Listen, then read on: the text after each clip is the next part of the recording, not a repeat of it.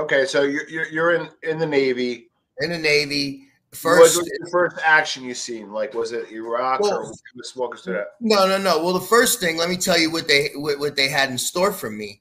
I joined, and I joined what they call an undesignated program, meaning I joined with no job. I was happy to just get in.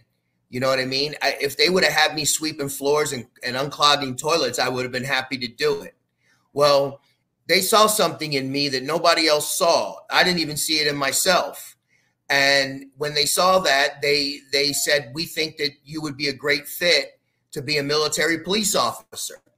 And that just blew me back because I was like, what? Like, holy shit. Wait, you were an MP on the jump? Well, I came in originally. I was an airplane mechanic. Oh, okay. I was gonna say, all right. Okay. But I wasn't. I was an airplane mechanic originally.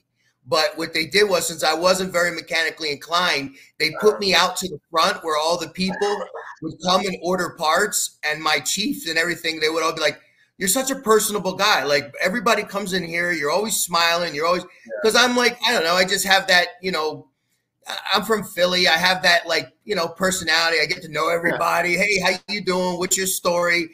And a lot of the the higher ups would come and they would get compliments on me. Like, that guy's really good. He gets parts, he gets things done quick. He does all that. I couldn't fucking fix an aircraft, God forbid.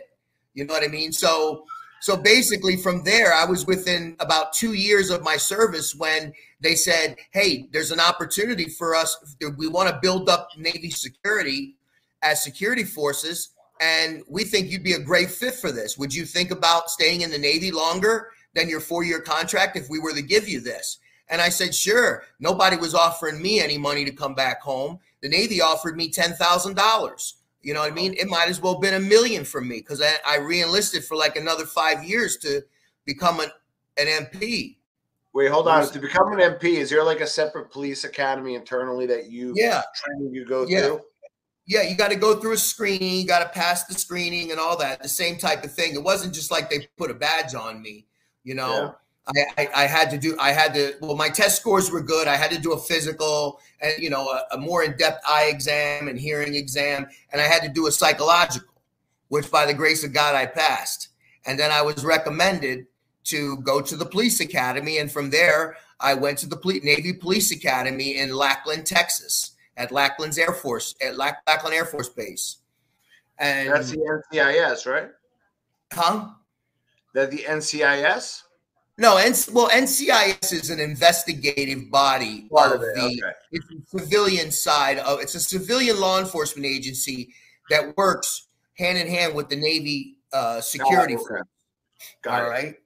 So, I mean, if you got some big ranking officers or civilian contractors that are corrupt, the NCIS will grab them because they don't have any rank. They don't have any rank in their chain of command. They're federal officers. So we used to work hand in hand with them later when I became an investigator. Now, how did it feel kind of being on the other side of the law for a while growing up? Not that you were a bad kid, but, having mentors or not mentors, but parents you're kind of the other side of the fence for a while. Yeah, it helped me tremendously. Now enforcing the law, how did that, it helped me tremendously because when I got to the Navy Police Academy, I already knew where all the drugs were hidden in the scenarios. I knew how to hide dope in a car. I knew if someone's fidgeting with their pocket, they probably got a knife on them or a weapon. So when I was going through all these training scenarios, they called them crimes and crises. Like all these scenarios, most of those kids were pretty square, right? They were Sir Galahad, Cub Scouts. They never seen any drugs in their life. They never been around street people. They've never been around. They don't know what, how they think, how they operate. And I did because I grew up around them and I'm related to them. My father was in prison serving life. I mean, he was a convict. My cousin was in prison serving. My stepfather was in federal prison too. So like I have, I grew up around these people my whole life. And that served me well when I went in the police academy because I graduated #1 in my class. I was the honor graduate, the top performer. And that was the first time in my life there was actually serious people like walking around with all these medals on their chests and their white, officer uniforms. And they were giving me these like certificates of, command, letters of commendation and things like this from serious, important people. And they're telling me that I was the top person in this class and that I was like really, the best student they've had. And I was like, I thought they were joking at first. I thought they were putting me on. Like I thought Ashton Kutcher was going to come out and say, you're punked, because nobody ever told me anything like that. No one told me things like that. It was very awkward for me to hear that at first. So you were there during the Iraqi conflict. No, this was before the Iraq conflict. This even before. Okay, so I want to, because we got a lot to cover. I don't want to rush you. We have a lot to cover. Kind of bring us through a little bit on again, this is why I avoid lives. 230 people watching. We're streaming on a few different platforms. It's being embedded on a lot of the sites, so the numbers are a lot higher than normal. I'm using a service. So what happens is it's in being embedded and being streamed on a few different sites, right? So if you go on a site, you can see it. You can't comment. So that's why the numbers are a little inflated and the ratio for commenting is low. So, and again, I'm just going to block. You're the NBA, so you just broke it down. You just broke down the statistics. Yeah, it's not any like witchery. It's just I'm using a service that embeds it in different sites that are related to certain verticals. Yeah. Do you want me to finish that? Back to yeah. They because of I was first in my class, I was offered a specialty.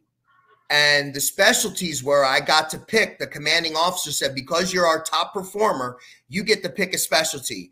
Do you want to be a bodyguard for an admiral or like the Secretary of the Navy and fly around with him and drive around with him? Do you want to do do you want to be an investigator, or do you want to do canine? And I'm like, canine? Oh. And she says, yes, the school's right across the street. If you want, I'll take you over there. I'll have someone take you there. You could watch the demo. They're going to do a canine demo, and you can watch it. And if you want to go to that school, then just tell me and I'll enroll you. So they took me over to the school, and I watched the demonstration, and I saw this Army guy, a young man, come out with a pressed uniform. The creases were so sharp, you'd cut your hands on it. And he had this 85, 95-pound German Shepherd, beautiful dog with him. And he marches out in the field, and there's a guy with the decoy suit, the Gumby suit, and he's agitating the dog. And then he sends the dog and says, get him. The dog takes the guy down on his arm, brings him to the ground. The handler rolls over, calls the dog off. The dog spits him out. Boom, comes back to the heel. And I said, that's it. That's my life. That's what I want to do. And then from there, I went into the canine program. And that's where All right. Yep. So, you want to kind of give us a little bit about your experience with the Iraqi conflict? So, I'd like to hear. Well, I was